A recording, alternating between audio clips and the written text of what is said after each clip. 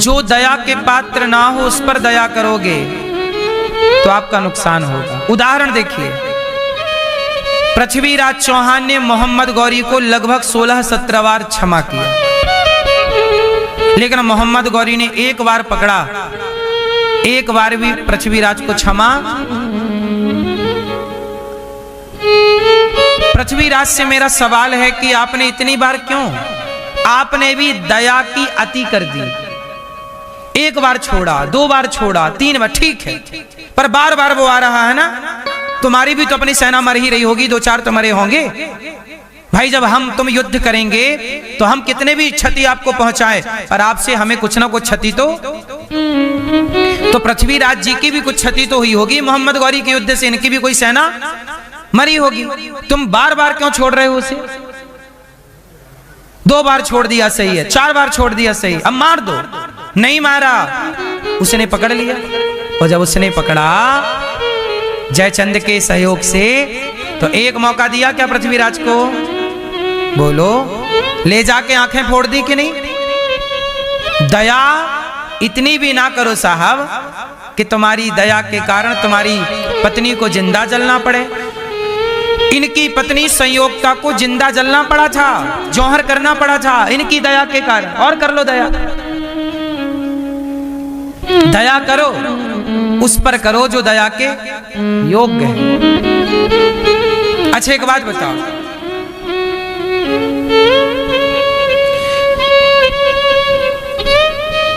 कर्ण का पहिया जमीन पे धंस गया, रथ का। भगवान ने कहा मार दो, पहिया उठाने उतरे ना कर्ण, मार दो। अच्छा ये बताओ, मार देना सही है कि गलत है? गलत है। क्या करते? ना मारते। भगवान ने कहा मार दो, अर्जुन ने कहा ये अधर्म है, अर्जुन ने कहा ये गलत है। भगवान ने कहा सुनो, आप जो कह रहे हैं आपका उत्तर दे रहा हूं, ध्यान से सुनो। आप कहां गलत हैं अभी आपको पता लगेगा। भगवान कह रहे हैं कि मार दो, अर्जुन बोली ये गलत है। युद्ध का नियम है कि योद्धा नीचे हो तो उस पर प्रहार नहीं करना। प्रभु ये नियम आप नहीं बनवाए और आप कह रहे हो तोड़ दो। भगवान बोले कि अर्जुन, भरी सभा में जब तेरी पत्नी की लाज लुट रही थी तब ये कर्ण बैठा बैठा क्या बोल रहा था? द्रौपदी तेरे तो 5 पति हैं, छठा मुझे बना ले, क्या बिगड़ जाएगा तेरा? जैसे 5 वैसी 6। तो बोलो, क्या ऐसा कहना धर्म था? जब इसने धर्म का पालन नहीं किया, ये अधर्मी है, तो अधर्मी को अधर्म से मारना ही धर्म है। यही कृष्ण की नीति है। तुम धर्मी होते तो देखो, आप धर्मात्मा हो तो मैं धर्मात्मा हूं, और आप अधर्मी हो तो फिर मैं आपके साथ धर्म नहीं कर सकता ना साहब, क्योंकि आप धर्म की भाषा समझते ही नहीं। अरे धर्म की भाषा जो समझते ही नहीं। अब ये बताओ कि आप तो सामने से युद्ध करना चाहते हो, लेकिन कोई आपके पीठ पीछे आके बाण मार के चला जाए, तलवार मार के चला जाए, तो इसलिए अधर्मी को अधर्म से मारना पड़ेगा। उदाहरण दूसरा सुनो, झूठ बोलना सही है कि गलत है? बोलो, झूठ बोलना पाप है। नदी किनारे झूठ बोलना गलत है साहब, पर भगवान कृष्ण बोल रहे हैं महाभारत में, झूठ बोल दो धर्मराज। भगवान ने एक झूठ फैलाया महाभारत में। क्या झूठ था? कि अश्वत्थामा मारा गया, गुरु द्रोणाचार्य का बेटा, जबकि मारा नहीं गया था। भगवान बोल रहे हैं झूठ बोल दो। अब ये बताओ भगवान झूठ बोलने का क्यों बोल रहे हैं? भगवान तो सबको सच का ज्ञान देते हैं, क्यों बोल रहे हैं बोल दो अश्वत्थामा मारा गया? क्यों झूठ बुलवाना चाह रहे हैं? क्यों? सुनो, कृष्ण को समझना इतना आसान नहीं है। झूठ बोलना चाहिए। कुछ जगह ऐसी हैं जहां झूठ बोलने से पाप नहीं लगता। सच बोलना पुण्य है, पर कई जगह पर झूठ बोलना भी पुण्य है। कहां? गुरु द्रोणाचार्य निर्दोष सेना को मारे डाल रहे थे। आज गुरु द्रोणाचार्य पूरे फॉर्म पे हैं, मार रहे हैं सेना को। निर्दोष पांडवों की सेना मारी, जो खड़ी थी उन्हें मार रहे हैं। सेनाओं में युद्ध में क्या होता है, एक सेना युद्ध करती है तो दूसरी सेना रेस्ट करती है, तो वो आ जाएगी रेस्ट करने, फिर ये जाएगी लड़ने। ऐसा क्रम चलता है युद्धों का। बोलो हाँ। सारे एक साथ लड़ बैठेंगे तो 6 घंटा में थक जाएंगे। बोलो हाँ। और थके को मार देना आसान है, इसलिए सेनाओं भी कई टुकड़ी में युद्ध करती है। एक सेना युद्ध कर रही है, दूसरी सेना रेस्ट कर रही है। जब ये जाके रेस्ट करेगी तो वो सेना के लड़ने लग जाएगी। बोलो हाँ। तो जो सेना रेस्ट में थी, गुरु द्रोणाचार्य उन पे बाण मार रहे थे, उनको मारे डाल रहे। भगवान बोले मार डालेंगे। अब बताइए ये धर्म है कि अधर्म है? बोलो। ये अधर्म था। गुरु द्रोणाचार्य क्या बोल रहे हैं? मार रहे हैं, अधर्म कर रहे हैं। गुरु द्रोणाचार्य ये वही द्रोणाचार्य हैं जिन्होंने 2 गलती पहले भी की है। पहली गलती, गुरु द्रोणाचार्य ने एकलव्य से अंगूठा मांग लिया। आप अपने चेले से कहो कि तू बहुत पढ़ लिख गया, मेरे वाले चेले से तू आगे मत चला जा, एक काम कर तू अपना अंगूठा ही दे दे। क्या ये धर्म था? बोलो। क्या गुरु द्रोणाचार्य का ये धर्म था कि वो एकलव्य से अंगूठा मांगे? नहीं, अधर्म था कि नहीं? अभिमन्यु, एक अभिमन्यु था, 7 योद्धाओं ने युद्ध लड़ा एक से। जब युद्ध का नियम था कि 1 से 1 लड़ेगा, तो 1 से 7 क्यों लड़े? और उसमें गुरु द्रोणाचार्य भी थे, क्यों नहीं रोका? आपने अधर्म किया ना, तो अब आपके लिए अधर्म होगा। आपने अधर्म किया ना, तो आपके लिए अधर्म। अधर्मी के लिए अधर्म करना ही धर्म है। यही कृष्ण की नीति है। मार दो, कह दो अश्वत्थामा मारा गया। गुरु द्रोणाचार्य ने कन्फर्म किया धर्मराज युधिष्ठिर से, क्यों भैया मारा गया? धर्मराज युधिष्ठिर बोले मैं झूठ नहीं बोलूंगा। तब भगवान ने हाथी मरवाया अश्वत्थामा नाम का, बोले ये मर गया। अब बोल दो हाथी। तब बोले अश्वत्थामा मारा गया। बाद में धर्मराज ने बोला नरोबा कुंजरोबा, तो भगवान ने शंख बजा दिया, तो अश्वत्थामा मारा गया। इतना तो सुनाई पड़ा गुरु द्रोणाचार्य को। आगे की लाइन सुनाई, उन्होंने रथ डाल दिया, धृष्टद्युम्न आए और गुरु द्रोणाचार्य का सिर काट दिया। ये गुरु द्रोणाचार्य जी के युग का अंत है। क्यों झूठ बोलना पड़ा? झूठ इसलिए बोलना पड़ा क्योंकि ये अधर्म के रास्ते पर चढ़ चुके थे।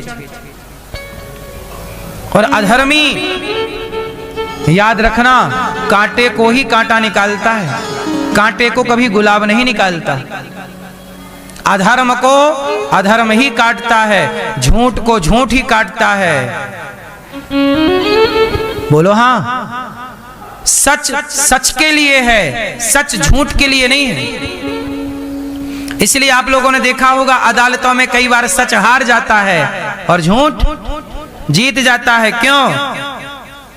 क्योंकि सच की लड़ाई झूठ से नहीं है। एक बात बताओ, एक पिता है और उसका बेटा है। आज पिता ने कुछ कह दिया बेटे को, तो बेटा बुरा मान गया और उसने अपने पिता को छोड़ दिया। जा, मैं नहीं बात करता तुमसे, नहीं आऊंगा। अब मुझे एक बात बताओ कि जिस पिता ने तुम्हें कई बार माफ किया, जिस पिता ने तुम्हें कितनी दौलत दे दी, पढ़ाया लिखाया, आज एक बात क्या कह दी, तुम्हें बुरा लग गया, छोड़ के चले आए, सेवा नहीं कर रहे हो, अब अकेला बूढ़ा है। अच्छा वो बाप भी हार गया। अब मैं बेटे से क्या कहूं? बेटा इतना गुस्से में कि उसने आया और अपने पिता को गोली मार दी। एक पुत्र ने अपने पिता की हत्या कर दी। अब एक बात बताओ, पिता सच था, पुत्र झूठ था, गलत था। लेकिन लड़ाई किससे करें? सच झूठ से क्यों लड़ेगा ये बताओ। जब आप झूठे हो, जब हमें दिख रहा है कि आप झूठे हो, तो भाई अब क्या करें? ईश्वर की ओर देख के आदमी सरेंडर हो जाता। झूठ से क्या लड़े? भाई ये बताओ, यदि आप धर्म को मानते हो तो मैं आपसे बात करूं, आप धर्म को मानते ही नहीं तो मैं क्या बात करूं आपसे? बात राम से की जाएगी, रावण से क्या बात करें? करने गए तो थे, कहां सुना? हनुमान जी सत्य हैं, रावण झूठ है। क्या हुआ? सत्य लौट के आ गया ना खाली हाथ। हनुमान जी लौट के आ गए, रावण को समझा पाए? सत्य और झूठ की लड़ाई नहीं। जब सत्य और झूठ की लड़ाई होगी तो ये याद रखिएगा, धर्म और अधर्म की लड़ाई होगी तो धर्म जीतेगा। और धर्म को जिताने कौन आएगा? महाभारत धर्म अधर्म की लड़ाई जिताने कौन आया? स्वयं कृष्ण आ गए जिताने के लिए, धर्म जीत गया। पर एक बात बताऊं, मैं ये बात आपको कैसे समझाऊं जो मैं आपको समझाना चाहता हूं कि देखो, कई बार मैं कहता हूं कि आपसे क्या बात करूं। जब आप अपने माँ का सम्मान नहीं करते, अपने बाप का सम्मान नहीं करते, बड़ों का सम्मान नहीं करते, तो मैं तुम्हें क्या समझा पाऊंगा?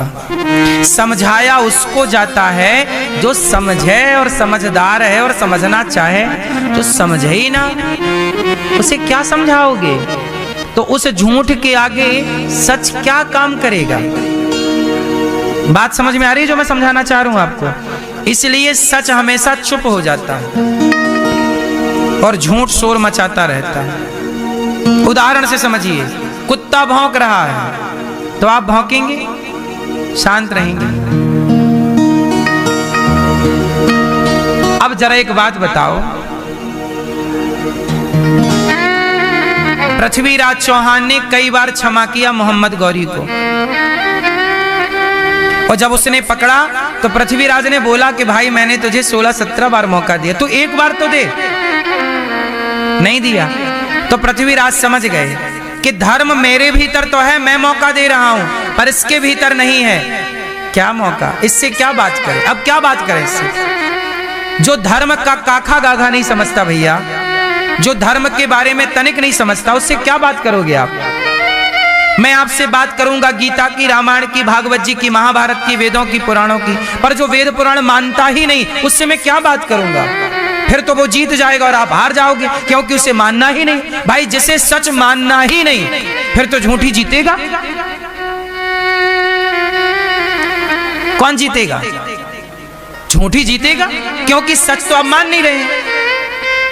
इसलिए सच हमेशा सच तब काम करता है जब सामने वाला भी सच्चा हो। तुम कुछ तो सच्चे हो, तुम चलो 50% भी सच्चे हो, 50% गलत हो, तो भी सच काम कर जाएगा आप पर आप पूरे जीरो हो सच से, झूठ ही झूठ है पूरा, तो फिर वहां सच हाथ जोड़ लेगा, भैया तुम्हें नहीं जीता पाए, तुमसे हार जाएंगे।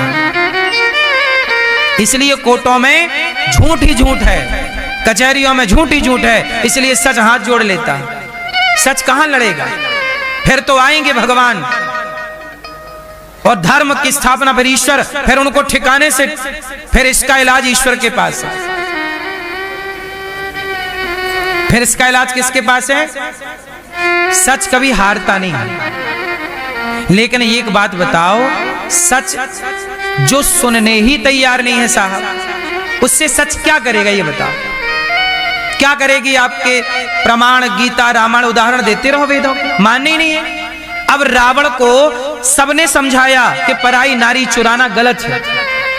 कहां लिखा है? किस पुराण में लिखा, किस वेद में कि भाई रावण ज्ञानी है, तू तो ज्ञानी है?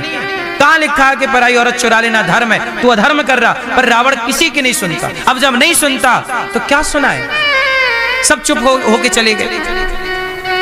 लेकिन अंत में हनुमान जी का बस नहीं चला, हनुमान जी नहीं समझा पाए, अंगद जी का बस नहीं चला, नहीं समझा पाए, माल्यवंत नहीं समझा पाए, विभीषण नहीं समझा पाए रावण को। जब कोई नहीं समझा पाए, सारे हार गए, सारे सच हार गए झूठ रावण से। झूठे रावण से हारे कि नहीं, लेकिन अंत में उस झूठे रावण को राम से हारना पड़ा। अंत में हार झूठ की होगी, लेकिन बीच में हनुमान जी को हारना पड़ेगा। हनुमान जी हार गए कि नहीं? बोलो हाँ। रावण से कौन हार गया? क्यों हार गए? समझाने गए थे ना, कहां समझा? अंगद जी हार गए, माल्यवंत जी हार गए, विभीषण हार, सच हार गया। झूठा रावण जीत गया, लेकिन कब तक जीतेगा?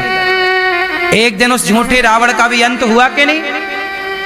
झूठ का, गलत का अंत होगा, लेकिन जब तक नहीं हो रहा है तब तक वो सच को हराता चलेगा। ये याद रखिए, मैं ये समझाना चाहता हूं। उसका अंत होगा, कब तक चलेगा? झूठ का भी अंत, दुर्योधन का हुआ, रावण का, किसका नहीं हुआ, लेकिन याद रखिएगा थोड़ा लंबा टाइम लगता है। उस लंबे टाइम में आप लोग क्या बोलते हैं? सच हार गया, झूठ जीत। हाँ, हनुमान जी भी हार गए। इसलिए कहता हूं कि रही मन चुप हो बैठिए, देख दिनन के फेर।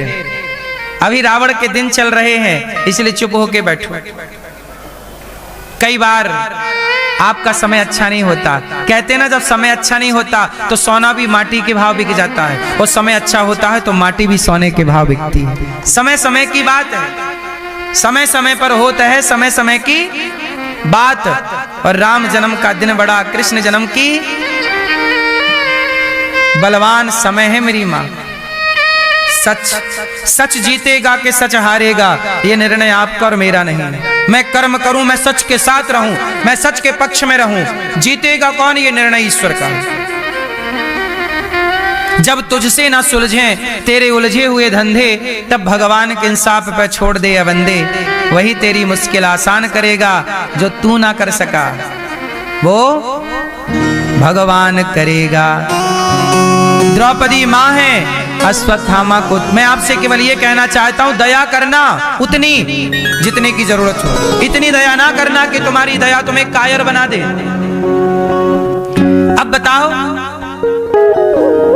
हमारे देश के राजाओं ने दया ना की होती तो ये भारत गुलाम होता? दया मत करो, उतनी दया करो जो दया का पात्र हो, उस पे दया करो।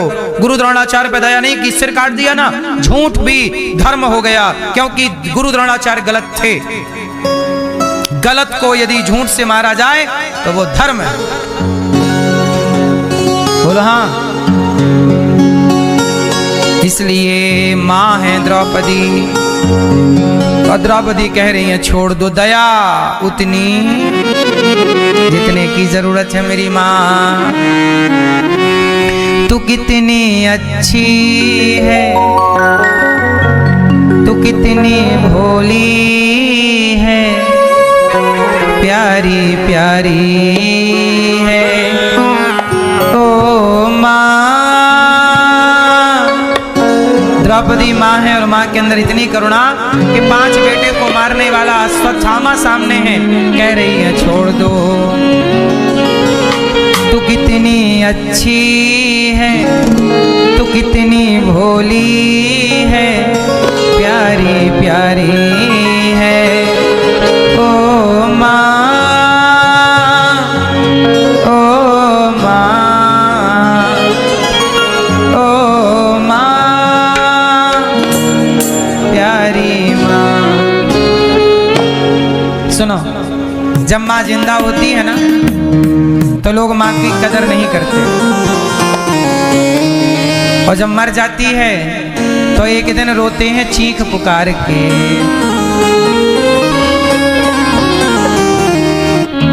हाँ, एक दिन रोवो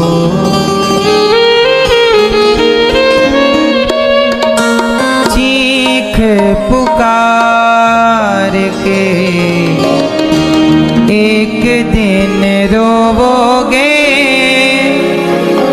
चीख पुकार के।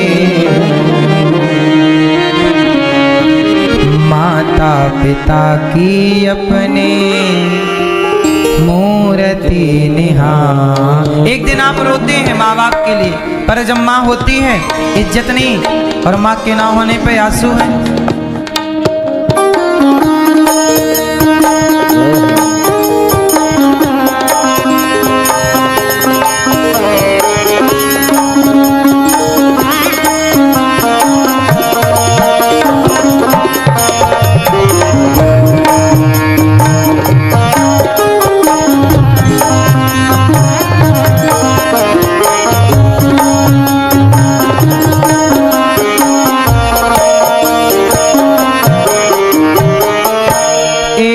दिन रोवोगे चीख पुकार के, एक दिन रोवोगे चीख पुकार के, एक दिन रोवोगे चीख पुकार के।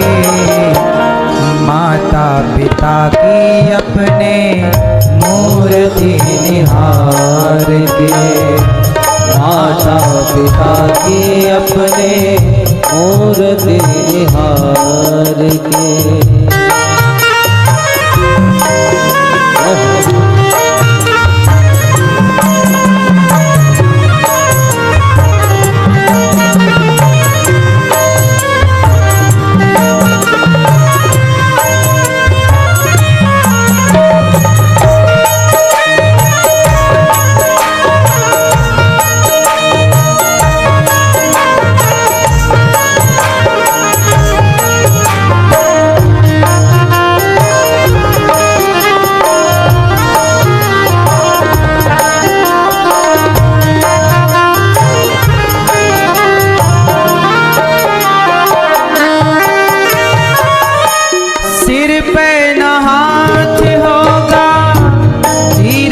बंधाने को आएगी न मैया तेरी लाल को मनाने को।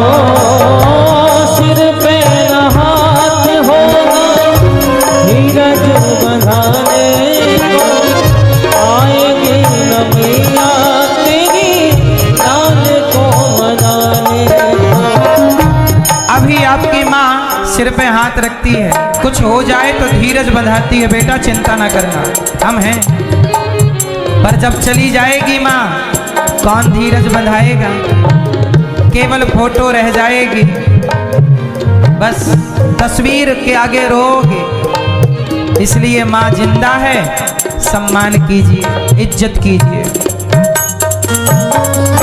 सिर पे ना हाथ होगा धीरज बंधाने को, आएगी न मैया तेरी लाल को मनाने को। सिर पे न हाथ होगा धीरज बंधाने को, आएगी न मैया तेरी लाल को मनाने को।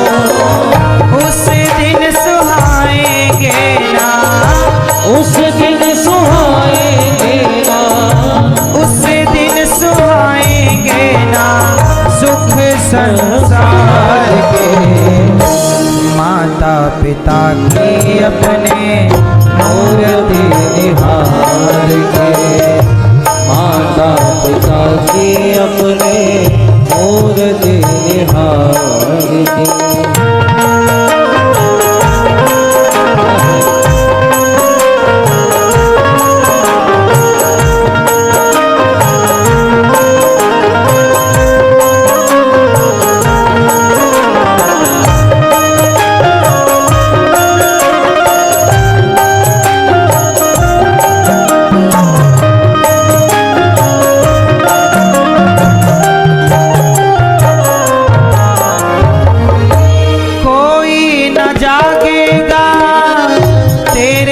इंतजार में रोएगा तू ऐसे जैसे माझी मझधार में।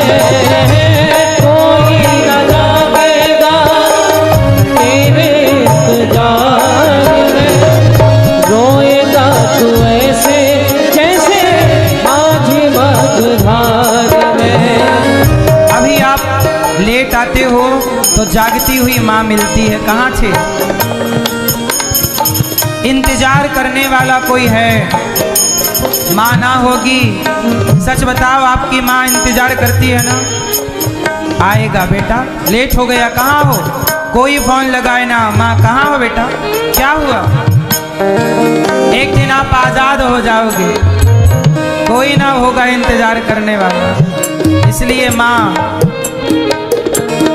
कहते हैं ना, माँ हर रिश्ते की पूर्ति कर देती है। माँ जरूरत पड़ने पर पिता बन जाती है। जरूरत पड़ने पर माँ बन जाती है, जरूरत पड़ने पर मित्र बन के सलाह देती है, जरूरत पड़ने पर बलवान बन के बच्चे पे आने वाला संकट टाल देती है। एक माँ हर रिश्ते में दिख जाती है, हर रिश्ते की पूर्ति अकेली माँ कर देती है, पर सारे रिश्ते मिलकर भी एक माँ के रिश्ते की पूर्ति नहीं कर पाते।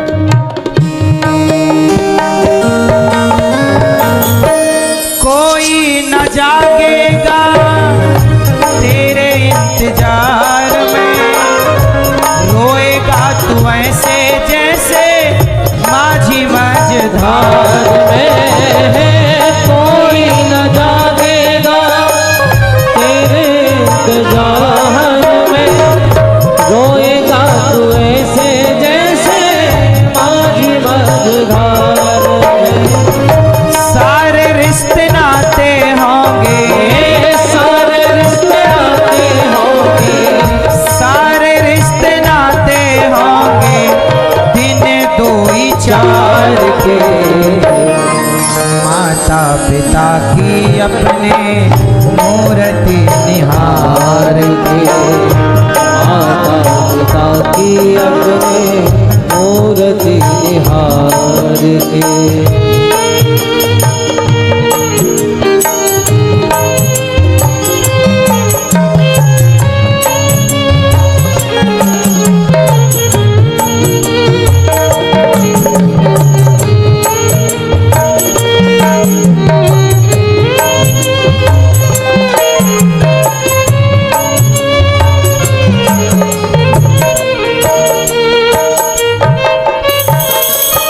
याद ही तो बाकी होगी जन्मदातार की, जानेगा कौन कीमत आंसुओं के धार की।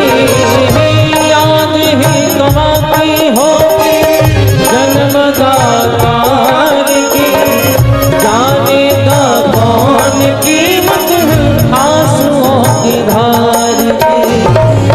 क्या रह जाएगी? एक दिन याद रह जाती है माँ की। माँ आज चली गई, अब क्या रह गई? याद। याद ही तो बाकी होगी जन्मदातार की, जानेगा कौन कीमत आंसुओं के धार की। याद ही तो बाकी होगी जन्मदातार की, जानेगा कौन कीमत आंसुओं के धार की। भूल नहीं पाएगा तू, हाँ भूल नहीं पाएगा तू, भूल नहीं पाएगा तू दिन ये बहार के।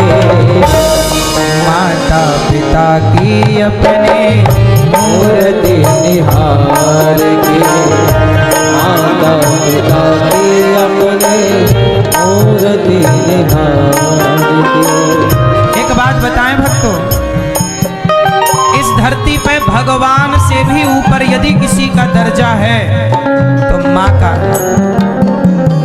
हमारे भारत में एक परंपरा है सन्यास परंपरा। जब कोई सन्यासी हो जाता है ना भारत में, तो वो अपने पिता के पांव नहीं छूता। सन्यासी अपने बाप के पांव नहीं छूता, पर सन्यासी को भी अपने माँ के पांव छूने होते हैं। माँ के पांव छूता है सन्यासी। बाप के ऋण से उऋण हो सकता है बेटा, पर माँ के ऋण से कभी उऋण। सन्यासी बाप के ऋण से उऋण हो गया, पर माँ के ऋण से भले तुम सन्यासी हो गए।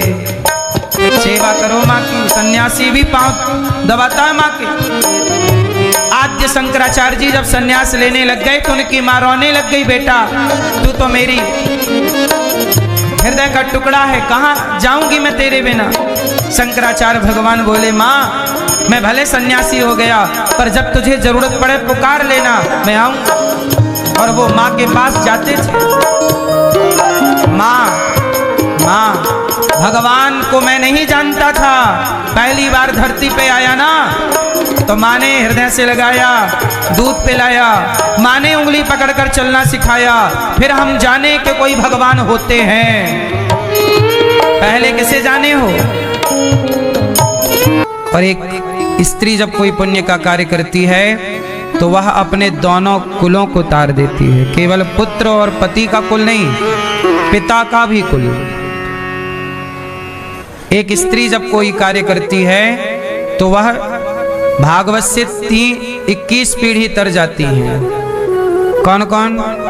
पति का कुल मतलब पति के पिता, मतलब 7 पीढ़ी पति के पहले की, मतलब ससुर के पिता के पिता के पिता, और 7 पीढ़ी आने वाली पुत्र के पुत्र के पुत्र के पुत्र, और 7 पीढ़ी पिता, पिता के पिता के पिता के पिता के पिता। जब स्त्री कार्य करती है तो 21 पीढ़ी इस तरह से 7 7 7 दोनों कुलों को तारती है ना बेटियां। तो कोई भी बेटी, कहते हैं पुरुष कोई भी कार्य करता है तो वह अपने माँ का और अपने पिता का कुल तारता है। पर बेटियां कोई कार्य करती हैं तो वह अपने ससुराल पक्ष और अपने मायके पक्ष, आने वाली समाज को लंबी प्रेरणा दे करके चली जाती है। आपके पुण्य से, पुरुष के पुण्य से केवल आपके पितर तरते हैं, पर स्त्री के पुण्य से आपके पितर और स्त्री के अपने माता पिता के पितर, पूर्वज, सब कोई तर जाता है। इसलिए कहते ना, बेटा एक कुल तारता है, बेटी 2। बेटा भाग्य से होता है, बेटियां सौभाग्य से होती हैं। 100 मतलब 100 भाग्य से। भाग्योदयेन बहुजन्म समर्जितेन। इसलिए कहता हूं कि एक बेटी सबकी होनी चाहिए, कम से कम, अधिक से अधिक तो ठीक है, पर बेटियां सबको होनी चाहिए। बेटा है अच्छा है, कई लोग परेशान हो जाते हैं कि हमारी तो बेटी ही बेटी है, बेटा तो है नहीं। आज के युग में सबको क्या लगता है कि बेटा हो, सबको बेटा चाहिए, भले बेटा बड़ा होके लात मार के घर से निकाल दे, पर चाहिए सबको बेटा। संतान किसे कहते हैं? पुत्र किसे कहते हैं? जहां पा शब्द आता है तो पा रक्षणे धातु से पा बनता है ना। पा रक्षा के अर्थ में प्रयोग होता है। पा शब्द कहां प्रयोग होता है? रक्षा के अर्थ में। तो पुत्र में भी पा है, पुत्री में भी पा है, पिता में भी पा है, परमात्मा में भी पा है। अब रक्षा के अर्थ में क्या है? पत्नी, पति। पति किसे कहते हैं? पत्नी किसे कहते हैं? पुत्र किसे कहते हैं? पुत्री किसे कहते हैं? यदि मैं आपसे पूछ लूं कि पुत्र किसे कहते हैं, तो कौन जवाब देगा? पुत्र किसे कहते हैं? जो अपने पिता को, अपने पूर्वजों को पतित होने से बचाए, उसका नाम पुत्र है। पतित होने से, इसका अर्थ ये निकला कि आप कोई भी ऐसा कार्य ना करें जिससे आपके पूर्वजों को, आपके पिता को शर्मिंदगी का मुंह देखना पड़े। ऐसा काम करिए। अब जैसे समाज में आजकल बेटा जुआ खेलने लग जाए, शराब पीने लग जाए, पराई औरत के चक्कर में पड़ जाए, तो इससे वो अपने कुल का नाम बढ़ा थोड़ी रहा है, वो अपने कुल का नाम मिट्टी में, तो वो पुत्र नहीं है।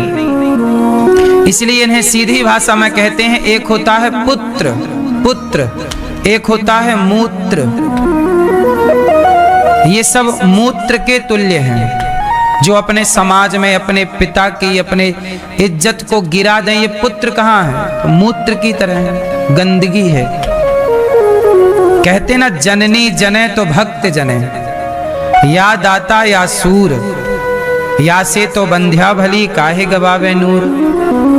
मैया बच्चे जन्म दो तो योग्य बच्चे जन्म दो, अयोग्य ना।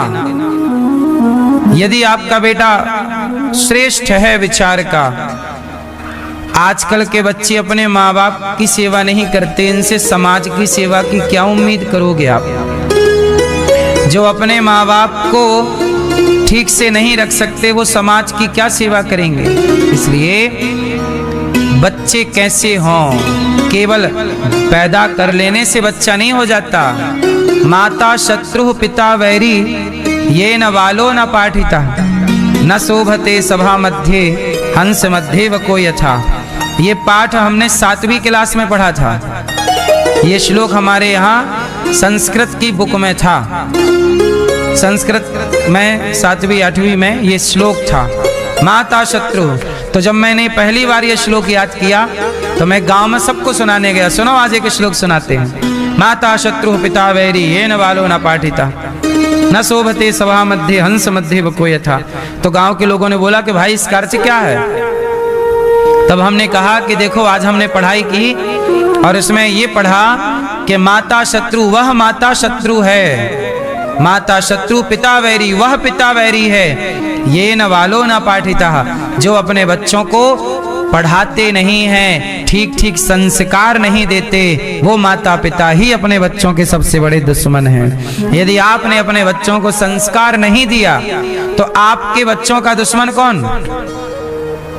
हमारे एक सर ने, जब हम स्कूल में थे तो हमारे एक सर ने एक कहानी सुनाई थी छोटी सी। क्या बात, पहले पढ़ाने वाले आचार्य भी कहानी कहानी में संस्कार भर देते थे। एक लड़का था, स्कूल गया पेंसिल चुरा के ले आया, फिर गया तो बैग ले आया, किसी की कॉपी चुरा चुरा के ले आई। तो माँ ने कहा बेटा ये बैग कहाँ से ले आया? बोला चुरा के लाया हूँ। माँ बोली बढ़िया है, खरीदना पड़ता, तूने अच्छा है कैसे ले आया, खरीदना नहीं पड़ेगा। अब तो बेटे को घर से सह मिल गई ना माँ की, क्या माँ तो कुछ बोलती नहीं है। अब तो धीरे धीरे वो बड़ा हुआ तो चोर बन गया, सब चुराता। फिर बड़ा हुआ तो डाकू बन गया बड़ा, पुलिस ने धर दबोचा और उसको उम्र कैद की सजा हो गई, चला जेल। उसको कहा कि कोई इच्छा है? बोले माँ से मिलना है। उसकी माँ को बुलाया गया। माँ जेल में, उसने कहा माँ जरा कान दिखाना, कान पे कुछ बताना है। माँ ने अपना कान आगे किया तो बेटे ने माँ के कान को पकड़ के काट लिया, कान ही अलग कर दिया जो उसके मुंह पे पकड़ में आया। तो माँ ने कहा कि बेटा तूने कान क्यों काट लिया, तू तो मेरा बेटा है। तब बेटा रोता हुआ जेल में बोला कि माँ जब पहली बार मैंने चोरी की थी तब तूने मेरे कान पकड़ के 2 थप्पड़ मारे होते तो आज मैं जेल की सलाखों में नहीं, एक अच्छा इंसान बन के समाज की सेवा कर रहा होता। यदि आज मैं चोर बना तो माँ तेरे कारण बना कि जब मैं पहली बार चोरी किया तब तूने डांटा नहीं, मुझे फटकारा नहीं। सही वक्त पर ना डांटना भी तो पाप है ना मेरी माँ, ना रोकना ना टोकना भी पाप है। ना रोकना, आजकल लोग क्या कहते हैं, हमें रोको मत, हमें टोको मत, कुछ मत कहो, हम जो करना चाहें। नहीं, ना टोकना ना रोकना भी पाप है। इसलिए भीष्म पितामह के सामने द्रौपदी के कपड़े उतर रहे थे, पितामह ने कहाँ रोका कहाँ टोका? रोकना टोकना चाहिए था ना, हाँ या ना? तो समाज आजकल क्या है, मैंने बोल दिया कि लिव इन में रहना गलत है, तो आपने देखा ना मीडिया में कितना हंगामा हुआ, आपने लिव इन का विरोध कर दिया। लोग बोलते हैं कि आप क्यों रोकते हैं, आप कौन होते हैं टोकने वाले? नहीं, जो नहीं रोक रहे हैं, जो नहीं टोक रहे हैं, गलत को देख रहे हैं, वो पाप कर रहे हैं। धर्म यही कहता है कि आप रोक पाओ ना रोक पाओ, कम से कम बोल तो दो भैया, बोलो तो। चुपचाप पितामह को बोल तो देना था कि रुक जा दुशासन, गलती मत करना, भले ना मारते, एक बार कह तो देते कि तू नहीं रुका तो मैं मारूंगा तुझे, झूठे कह देते। शायद इस डर से वो द्रौपदी की लाज बच जाती। आपके रोकने टोकने से शायद महाभारत रुक जाता। सच बताऊं, यदि द्रौपदी के कपड़े उतरने रुक जाते ना तो महाभारत भी रुक जाता। सच सही है कि गलत है? पितामह ने यदि दुशासन को रोक दिया होता सही वक्त पर तो महाभारत भी रुक जाता। महाभारत इसलिए नहीं रुका क्योंकि दुशासन को किसी ने रोका नहीं, दुर्योधन को किसी ने रोका नहीं। इसलिए जरूरी है, आपका बेटा गलत कर रहा है, रोकिए टोकिए। वो केवल आपका नहीं, मुझे तो कोई भी बच्चा मिलता है शराब पीते, दारू पीते और बीड़ी सिगरेट में, उसको रोकता हूं, भाई गलत है, मेरा उससे कोई लेना देना नहीं, फिर भी बोल देता हूं भाई ये गलत है। अभी 2 दिन पहले एक आदमी बोले महाराज जी फोटो खिंचानी है, हमने कहा ले लो। हमने ध्यान से देखा तो वो आदमी शराब पिए था, बदबू आ रही थी। अब हमें क्या था, फोटो खिंचाता नहीं खिंचाता अलग विषय। हम चले, हमने उसको कहा कि भाई तुमने शराब पी रखी है, शराब पीना सही है? उसने कहा गुरुजी कल पी थी। हमने कहा देखो दुर्गंध अभी तक है, ये सही है कि गलत है? समझाया उसको। वो माने ना माने, वो जाके पिए और नहाए शराब में, हमें क्या। लेकिन फिर भी हमारा जो धर्म था, हमने अपना कर्तव्य पूरा कर दिया। हमें पता है कि ये काम गलत है, समझा दिए। अब तुम मानो ना मानो। आजकल आदमी ये सोचता है ना कि यार कौन किसको कहे, कौन किसको रोके, कौन किसको टोके। नहीं जी, रोकना भी आवश्यक है, टोकना भी आवश्यक है। यदि आप टोकते रहते ना तो डर से व्यक्ति काम गलत कम करता कि यार कोई टोक देगा। आजकल तो ये कॉन्फिडेंस है ना, कोई कुछ बोलना ही नहीं, कोई कुछ बोलने वाला ही नहीं है। इसलिए हमारी प्रेमलता मैया ने अपने 21 पीढ़ी को तार लिया इस कथा से। आपके भाई राजीव वार्ष्णेय जी, सापत्नी संगीता वार्ष्णेय जी, आप सब प्रेम से कथा सुन रहे हैं। एक बार ताली बजा करके पूरे वार्ष्णेय परिवार का स्वागत, श्री राजीव जी का, प्रेम नारायण वार्ष्णेय जी, विनीता वार्ष्णेय जी, तालियां बजा के आपका भी स्वागत सम्मान। श्री लक्ष्मी नारायण वार्ष्णेय जी, वीणा वार्ष्णेय जी, जयपुर राजस्थान से आप आए हैं, सबका खूब खूब स्वागत। हमारी मैया प्रेमलता जी के लिए तालियां बजाइए, जिन्होंने अपने जीवन में सारी जीवन परिश्रम किया, मेहनत की और कार्य किया, और अब अपने आप को भगवान के हवाले मैया ने कर दिया। समर्पण इसी को कहते हैं। अब हम किसी के नहीं हैं, अब हम पूर्ण रूप से किसके हो गए? भगवान के। इसलिए आप लोग भी भगवान के हो जाना इस समय रहते। अभी 29 दिसंबर से भागवत जी के पोथी पाठ यहाँ पर हैं। आप लोग भी अपने पितरों के लिए, पूर्वजों के लिए भागवत जी के पोथी पाठ करा सकते हैं नए वर्ष में, ताकि भागवत की चर्चा से, भागवत से आपका नया साल स्टार्ट हो, ताकि भागवत जी की कृपा सदा आप पर बनी रहे।